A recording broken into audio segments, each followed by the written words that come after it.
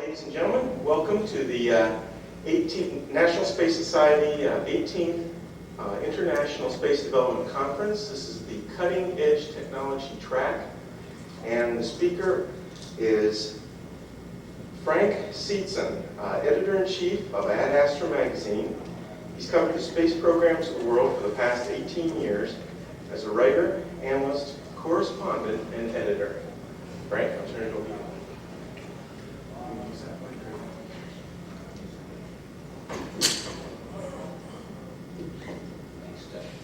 Thank you very much for coming. When we think of commercial space facilities, we have a tendency in the United States to think of Cape Canaveral or Vandenberg Air Force Base in California.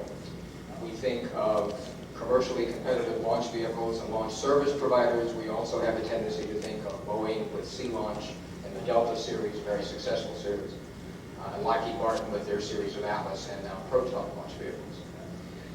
The truth of the matter is, however, that one of the most aggressive and successful competitors for commercial space access today does not reside in the United States, but is in fact a French company. Arianespace has been dominating geosynchronous transfer orbit for the last 10 years. Not only because they have offered a very flexible and modular series of launch vehicles, not only because they are utilizing a launch facility in South America for which they have no other competitor. Their launch vehicles are the only launch vehicles launched there. But because of a series of policy decisions that were made by the United States in the 1970s. In the 1970s, it was the policy of our country that all access to space in America would be funneled through the space shuttle system. It was part of the justification for the financial development of the shuttle by the Congress. It's very difficult for us to remember this today, but it was American policy that the expendable launch vehicle in the United States was to go away. And if you had either a briefcase or a satellite, and you wanted to put it in lower orbit, you had to use the shuttle system. As a result, the United States did not invest in launch vehicle technology, expendable launch vehicle technology, or any technologies that were not related to upper stages for the space shuttle for the better part of 20 years. During the development of the shuttle, decisions were made in Washington as to who would provide stages and laboratory components for the shuttle system, what was at the time called a sortie system. The European countries were bidding for participation in what we eventually came to call Spacelab. One of the countries who wanted a big part of that program was France, and I'm condensing the chronology of this quite a bit. The end result of that process was France was, in essence, cut out of much of the development of the Spacelab modular pallet system. At the same time that those decisions were going on in which the Europeans wanted autonomy, they wanted their own access to space, they wanted a space program of national origins, there had been a series of attempts by European countries to develop a commercial launch vehicle so that they could launch their own satellites. Astonishingly enough, when we allowed France and Germany and Europe to launch satellites on American launch vehicles in the 1960s and 70s, part of the stipulation of those agreements were that the countries, once the spacecraft arrived at the launch site, had very little access to their own satellite. This did not sit too well with the French or the Germans or Great Britain. As a result, the desire for autonomy was very strong. Unfortunately, the technology of the launch vehicle at the time, the launch system called Blue Streak and after that called Europa, was not very successful. The two precursor organizations, the organization that we think of today as the European Space Agency, ELDO, the European Launch Development Organization, and ESRO, which is really the precursor to ESA, called the European Space Research Association, attempted to develop a commercial launch vehicle which was only successful in one launch. And it was called Europa. It was launched from the Woomera test site in Australia. But the entire political process by which that program evolved only strengthened the desire for Europe to have its own access to space. The legacy of that process is the last variant of Europa had a booster stage called Kourou and an upper stage called Ariane. The survivor of that technology was the Ariane stage, which gave the basis for the new European Space Agency in 1973 to decide that their primary product, their primary policy focus at the time, while the United States was developing the shuttle and all of its interrelated components, was to develop a purely European-based access launch vehicle to space, which could launch not only European governmental, civil, and military satellites, but would eventually have commercial potential. That is the basis of the commercial company Arianespace today. Last September, I had the opportunity to go down to Kourou, French Guiana, which is the launching site for the Ariane rocket series, and see a rocket launch and tour their facilities. And there's an article in the current issue of Ad Astra, which is a stylized version of that trip. What I wanted to do today is kind of share with you some of the things that I saw in Kourou and talk a little bit about the philosophy that the French use in designing and operating a commercial spaceport, because it is a very stark contrast to go down in South America and see what they have. It's not the best location. It's the opposite from Baikonur. If you've ever had the chance to go to Baikonur where you freeze to death, you go to Kourou in South America where it's 95 degrees at 11 o'clock at night. But they have created the kind of commercial facility that we hope in the United States in the Evolved Expendable Launch Vehicle to have in 10 years. Except theirs is in operation and has been in operation today. And whereas in Florida it takes 2 days to reconfigure the range from one variant of a launch vehicle to another, in Kourou they don't have to move from a Delta to an Atlas to a Titan to a shuttle. They only have one vehicle at the moment anyway. It's an Ariane vehicle, Ariane 4 and Ariane 5. And they have exploited that edge. It has given them 55% of the market for geosynchronous transfer orbit satellites. Most of those satellites are made in the United States. And their lead is now shrinking as more growth in the geosynchronous market is shrinking, and the increase is lower orbit wireless small satellites. That's where launch vehicles like Athena and Taurus and Pegasus and the Delta II and Delta III have been able to get back to the United States a portion of that traffic that we lost by default, not because our launch vehicles were any worse or our facilities were substantially worse, but because of policy decisions that hobbled the expendable launch vehicle industry in the United States for the better part of 20 years. But let's begin this overview with our first chart, which just kind of shows the structure of this commercial company. In 1973, the European Space Agency said, we will develop a launch vehicle only in Europe. In 1979, the first variant of that launch vehicle, Ariane 1, was flown.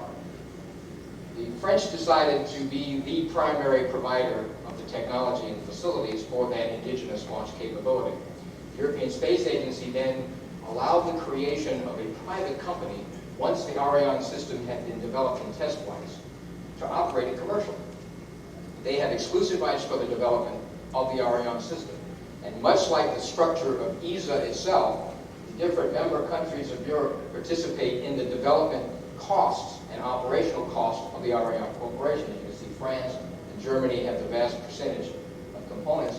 And also, French companies manufacture the components of the launch vehicle. So here you have a situation where not only do the contractors provide the components of the launch vehicle, they own a percentage, in essence, of the corporation. So their interest is, their financial interest, fiduciary interest, is in the launch vehicle's success, and the success and the commercial profits of that company. It would be analogous for us if we had Boeing and Lockheed Martin together running a commercial operation, and also the provider of the launch vehicles in that commercial operation. It removes one level of bureaucracy from the process. Now, next chart.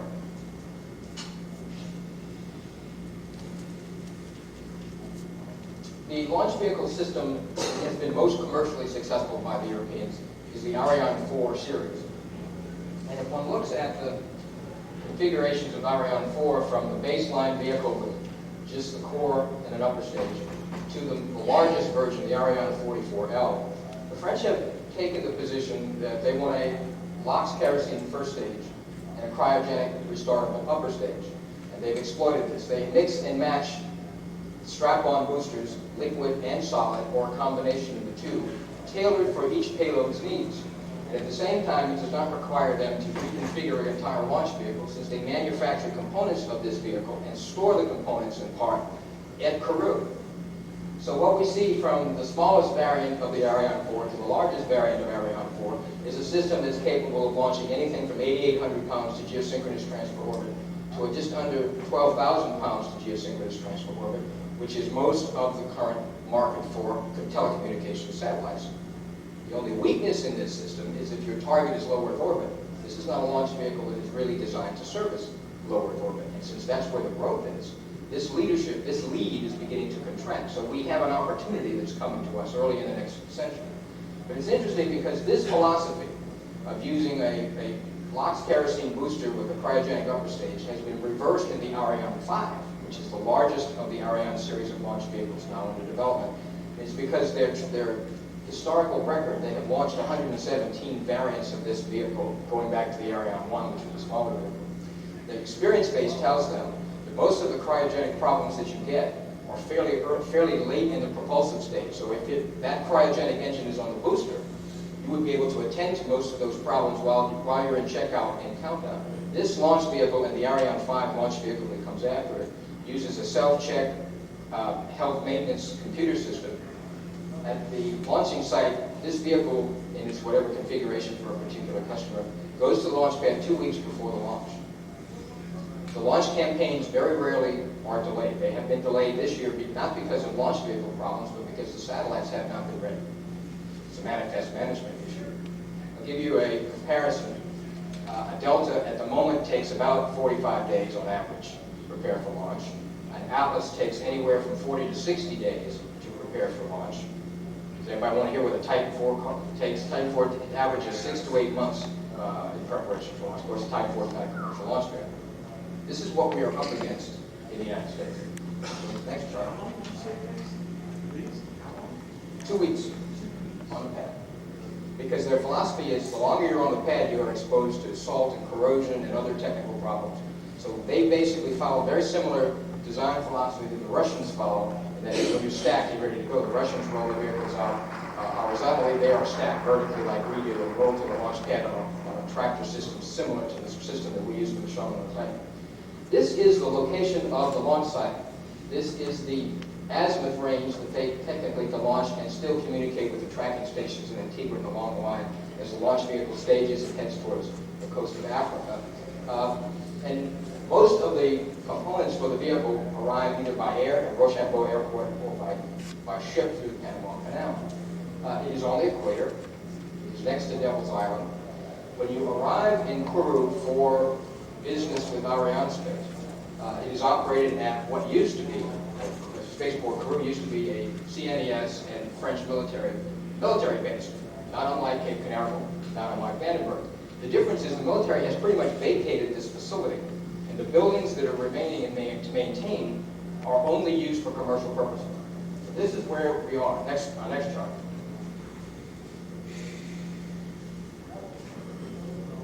This is the Ariane 4 system on a typical launch. You see in this particular case, liquid strap-on boosters burning. All boosters ignite on the pad. There are no air ignitions of the strap-ons. You see the cryogenic upper stage and the fairing, in this case, carrying either a single or multiple satellite. Ariane 4 can carry a used HS-601 payload. With the very largest configuration, can barely carry a 702 payload, which is kind of what Ariane 5, a larger launch vehicle, will carry. Launch countdowns take, on average, of about 2 days, the actual countdown sequence. It's an automated sequence. Mission Control at Jupiter Center in Kourou, where the launches are operated, there are 50 positions. 50 people count this vehicle down. In the entire Kourou space facility, there are 1,300 people. In Arianespace worldwide, there are 300 employees. 100 of them are in Kourou. 300 people work for this commercial company that launches a launch vehicle on average a month. I will give you a statistic.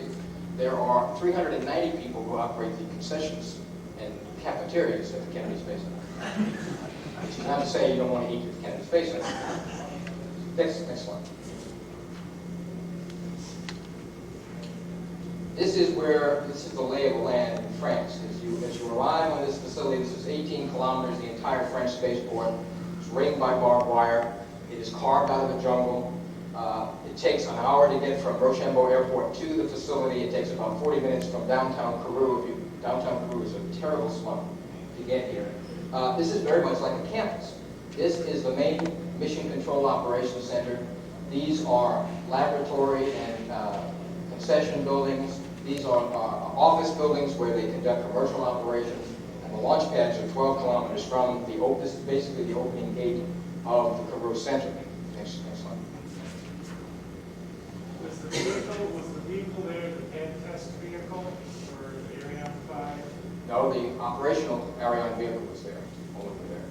They had flown at the time, two test flights. One exploded, the first vehicle exploded. The second vehicle, which you'll see in a minute, was in checkout. They have what looked like a mock-up there. That's a model, that's a 1-to-1 scale model of an Ariane 5 vehicle. Was it something you just had checkout or something? No, it's a duplicate of the one that's at the Paris Air Show at the Red Bull Shape. I thought you'd like to see this. This is the facility for the strap-on boosters for Ariane 5. And the difference between their assembly and checkout philosophy in Kourou and ours here is that once you are ready to start launching Ariane 5s commercially, the boosters are stacked, fueled, test-fired, and then prepared for each individual launcher at the launch site. You don't have to ship them in from halfway across the country. You're not subjected to weather problems that would interrupt the transfer of vehicles on a ship or anything like that. This is the test complex just for the strap-on boosters for Ariane 5, which are roughly in size comparable to the Type 4, a little bit smaller from the shuttle. Next slide.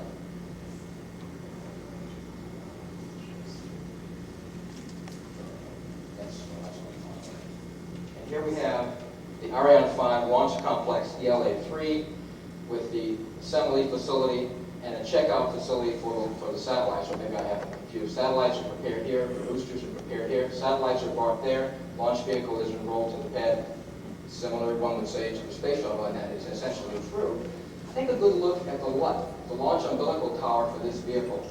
There's no tower. It is a solid strip. There are very little interfaces between the booster and the tower because those interfaces require maintenance. Next slide.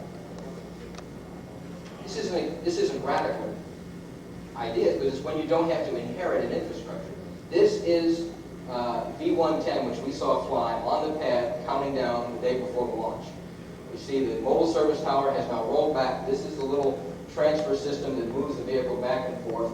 This launch vehicle is roughly the same class as a Delta III, an Atlas IIAS, smaller than a Zenit. It would compete technically with the H2, the H2A, that sort of thing, the Long March 2E. Just about 5,000 pounds of geosynchronous orbit. That's the day before launch. Next slide. What is it building at the bottom? The red roof looks like a motel. That's headquarters for the separate little control center for this rocket. Now, when I saw that, I thought, geez, the rocket blows up, it's going to take everything with it. And they looked at me and said, blow up. It will build up. And by the way, there's only one pad that supports the Ariane 4, so if there's a pad accident, they're on a commercial bid. Commercial customers will not support a second vehicle, so that's not everybody. Trying to zip through this here. This is V111, the next Ariane 4 in final assembly in the assembly facility as the V110 was being counted down for launch the next day. This vehicle was launched the following month. The thing I found interesting is there were 35 people in this assembly building while we were there to prepare and check out the vehicle. Very heavily automated. There is a computer board where the vehicle self-checks itself during various stages of checkout.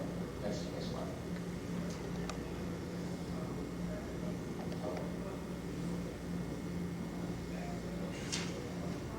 This is the third Ariane 5, which was launched a month after we were present successfully, which completed the test program.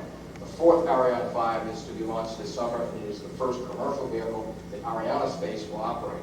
So what happens is we've seen 3 vehicles launched, in essence, by the French government to check out all the problems. Then they turn over commercial operations to the commercial operator. Again, this is a launch vehicle, the Ariane 5, in the same class as the Titan 4. A little bit under the shuttle, it would theoretically put about 35 to 50,000 pounds to low Earth orbit, 12 to 18,000 pounds to geosynchronous orbit. So this will absorb the heavier satellite, geosynchronous telecommunications satellite traffic over the next 5 to 10 years. The launch vehicle wasn't built for this purpose. It was built to launch the European space plane, Hermes space plane, which eventually got canceled. They were stuck with a fairly heavy lift launch vehicle.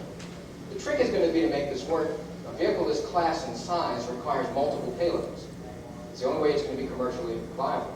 Multiple payloads means 2 satellites have to be ready to be launched at the same time, and so far that's proved to be very difficult. Next slide.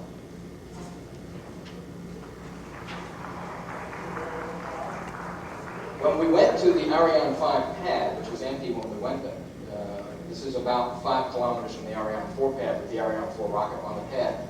This is the pad. These are lightning arresting towers. This is a communications tower. The pad is a hole in the concrete slab where the flame deflector deflects out the exhaust and efflux products of ignition. There is no infrastructure on this pad.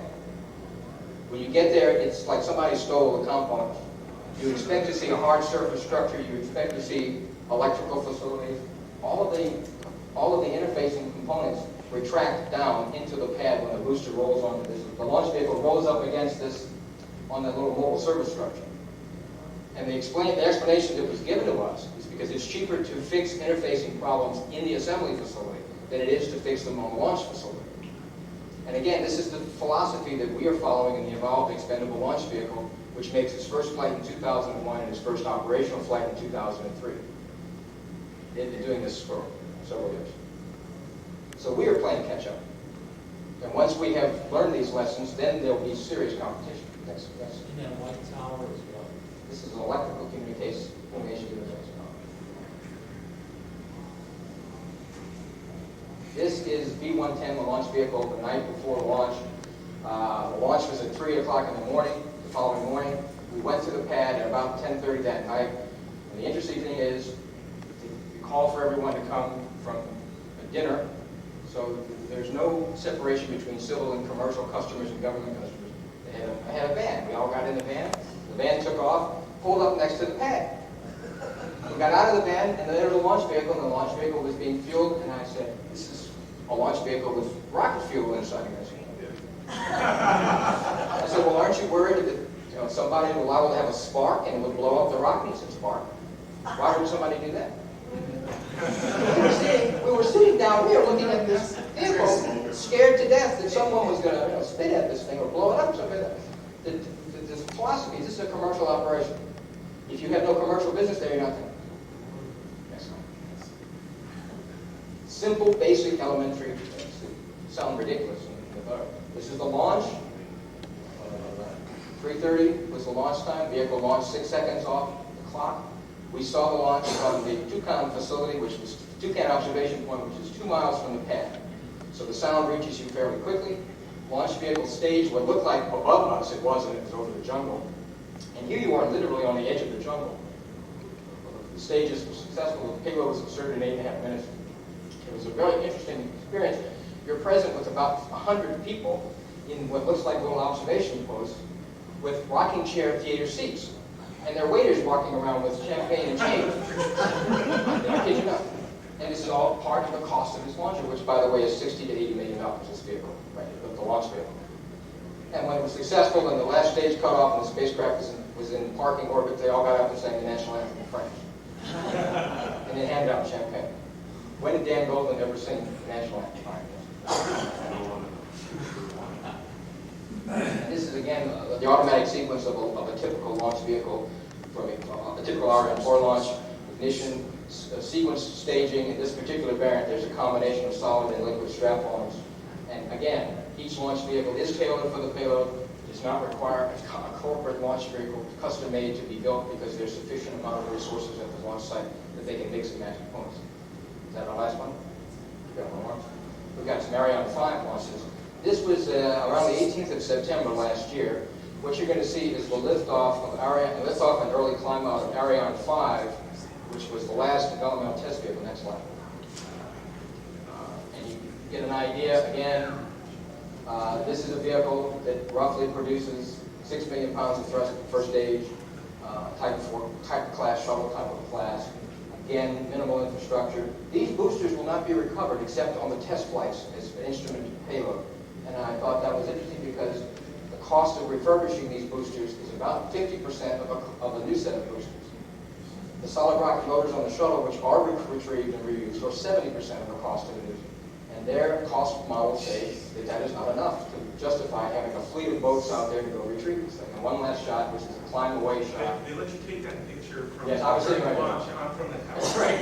That was a French picture, obviously, on that camera. And again, this is the vehicle climbing away from the pad. Minimal infrastructures. You don't see all the individuals here on the pad. I'm giving a lot of credit.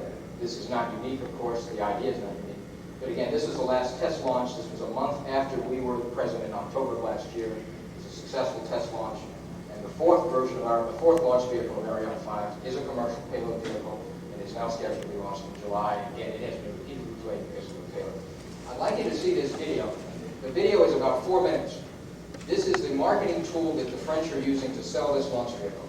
Designed originally for a manned spacecraft payload that no longer exists. This is a case of taking lemons and making lemonade out of it. And they're now going to use this vehicle to compete with us. This is what the French show their potential customers. Just a quick question for you. Is Ariane 5 still being rated, or did they do that? The differential between a commercial redundancy and man rating does not exist. Okay.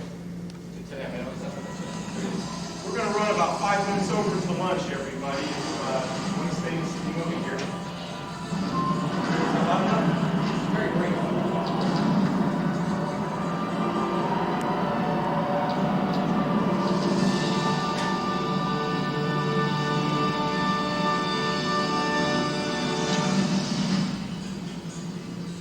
We recognize the Batman theme song in this.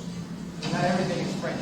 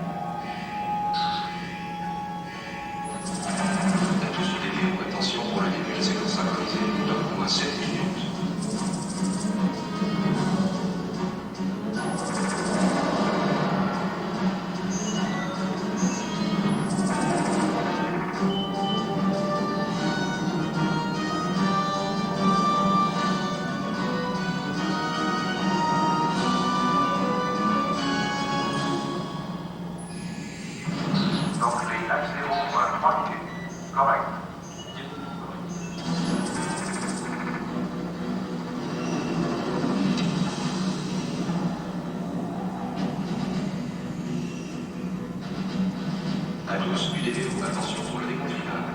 10, 9, 8, 7, 6, 5, 4, 3, 2, 1, top. Allumage de Luquin. Allumage de P. Décollage. Propulsion normale. Tous les paramètres sont normaux à bord.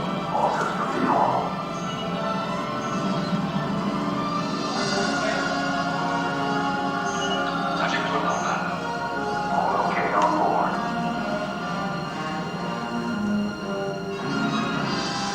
Ready to serve your business.